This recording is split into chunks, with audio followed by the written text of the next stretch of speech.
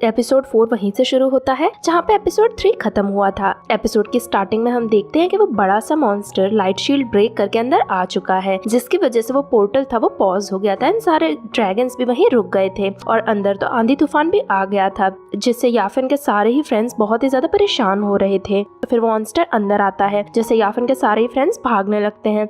Monster आते ही उस coffin के पास जाता है और उस कॉफिन को देख के उसके अंदर हाथ डाल देता है और उसका हाथ उसी जगह पहुंचता है जहाँ पे स्पेस में वो एक डोर रखा हुआ था, लेकिन वहाँ से कुछ मैजिकल ऑरा बाहर निकलता है और मॉन्स्टर का हाथ बाहर फेंक दिया जाता है, जिससे मॉन्स्टर भी पीछे हो जाता है और गुस्से में आके मॉन्स्टर जोर से चिल्लाने लगता है, जिससे याफिन एंड उसके सारे फ्रेंड्स के कान में दर्द होने लगता है और वो सब अपने अपने कान बंद करने लगते हैं। अब मॉन्स्टर यहाँ वहाँ हो रहा था जिससे सभी गिरते हैं, याफिन भी गिरता है। मॉन्स्टर का पैर याफिन के ऊपर रखने ही वाला था, लेकिन तभी कोई ऑरा याफिन की बॉडी से निकलता है, जिससे मॉन्स्टर का पैर उसके ऊपर नहीं रखा जाता है। तभी पोंगबो से आके साइड में ले जाता है। याफिन बताता है कि मेरे पॉकेट में ये बोधी ट्री का सीड रखा था, इसीलिए शायद मॉन्स्टर मुझ पर अटैक नहीं कर पाया, जिससे वो कहता है कि मुझे समझ में आ गया है मुझे क्या करना है और वो मॉन्स्टर को डिस्ट्रैक्ट करने के लिए कहता है। सभी लोग मिलकर मॉन्स्टर को डिस्ट्रैक्ट करने लगते हैं, लेकिन मॉन्स्टर के अंदर तो बहुत ही ज्यादा पावर थी, जिससे सभी आउट ऑफ कंट्रोल होते जा रहे थे। साथ ही मॉन्स्टर सबके हाथ में जो मैजिकल वेपन्स थे वो अपनी तरफ खींच रहा था।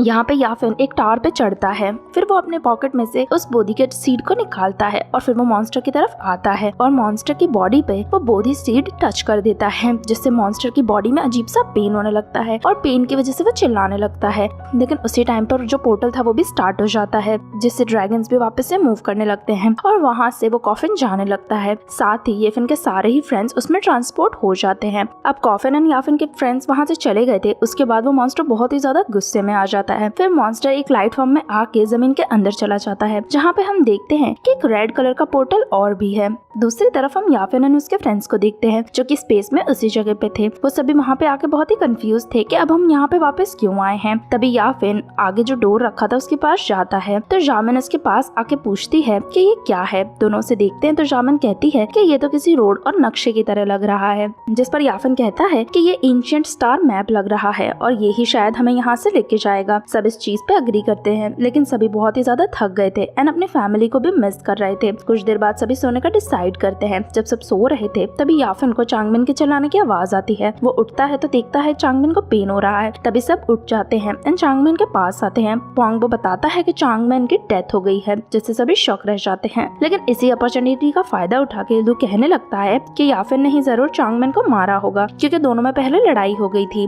और इसी वजह से याफिन के मन में चांगमिन के लिए बहुत ही बुरा भला होगा, इसीलिए गुस्से में आकर उसने उसे मार दिया। पोंगबो से डिफेंड करता है, लेकिन अब तो याफिन के सारे ही फ्रेंड्स उसके खिलाफ हो गए थे और सभी को यही लग रहा था कि मे बी याफिन ने ही चांगमिन को मार दिया है। इवन जामिन को भी यही लगता है, जिससे पोंगबो सभी के सामने उसे डिफेंड करता है। लेकिन याफिन अभी भी चांगमिन की बॉडी को ही देख रहा था। तभी हम देखते हैं कि चांगमिन की बॉडी से वही छोटा सा क्रीचर निकल के बाहर आता है, जिससे सभी शॉक हो जाते हैं। जहाँ पर पोंगबो कहता है कि ये क्रीचर यहाँ कैसे आ गया, तो याफिन कहता है कि ये क्रीचर में भी चांगमिन के कपड़ों पे चिपक गया होगा और उसके सोने का इंतजार कर रहा होगा और ऐसे ही उसे मार दिया होगा। फिर सब उस मॉन्स्टर को ढूंढने का डिसाइड करते हैं। याफिन आगे जाता है, जहाँ पर वो उस बड़े से बॉक्स के आजू बाजू घूमता है। फिर उसे वो क्रीचर दिख जाता है, जिससे वो अपने लैंप से उस क्रीचर को मार देता है। फिर वो वहाँ से जा ही रहा था, तभी उसका हाथ उस बड़े से दरवाजे पे टच होता है, जिससे एक ऑरा क्रिएट होता है। फिर वो अपने पॉकेट में से उसी बोधी सीड को बाहर निकालता है और उसे उस वॉल के पास ले जाता है, जहाँ से एक ऑरा क्रिएट होता है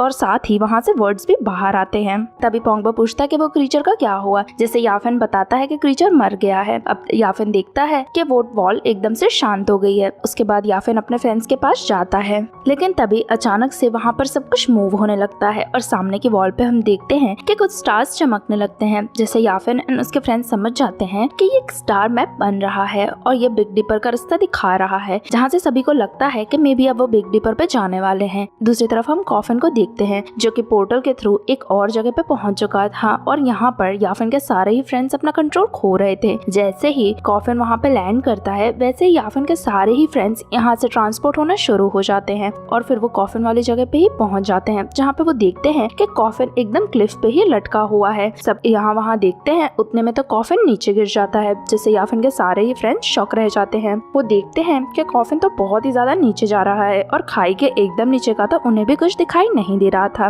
अब याफन के सारे ही फ्रेंड्स बहुत ही ज्यादा डर रहे थे। लू तो बहुत डर गया था और कहता है कि अब मैं यहाँ नहीं रुक सकता हूँ और वहाँ से जाने लगता है। लेकिन याफन उसे रोकता है और कहता है कि हम सबको साथ में रहना चाहिए, अलग होना अभी सही नहीं होगा। तभी पोंगबो कहता है कि ये जगह देख के ऐसा लगता है कि यहाँ पे जरूर ह्यूमंस होंगे, क्योंकि हम जहाँ पे पहले गए थे क्योंकि वहाँ पे कोई भी लीव्स या ट्री नहीं थी और वो बहुत ही बंजर जगह थी। लेकिन ये जगह देखने से ऐसा लगता है कि यहाँ पे जरूर कोई ना कोई होगा। उसकी बात सुन के ज़ाओमेन कहती है कि तुम्हें सच में ऐसा लगता है कि यहाँ पे ह्यूमन होंगे? तो वो कहता है कि ये तो हम तभी पता लगा पाएंगे जब हम आगे जाके देखेंगे। सब फिर उसके बाद माउंटेन के पीक पे जाने का डिसाइड करते हैं और अपनी हाइकिंग वहाँ से स्टार्ट कर देते हैं। जब सब चल के जा रहे थे तभी कह रहे थे कि ये जगह पहले से सेफ है, लेकिन उसी टाइम हमें स्काई में कुछ उड़ता हुआ दिखाई देता है। और इसी के साथ ही एपिसोड यहीं पे खत्म हो जाता है। नेक्स्ट पार्ट देखने के लिए चैनल को सब्सक्राइब जरूर करें और वीडियो पसंद आया है तो लाइक भी करें। मिलते हैं नेक्स्ट एपिसोड में, तब तक के लिए टेक केयर, बाय बाय।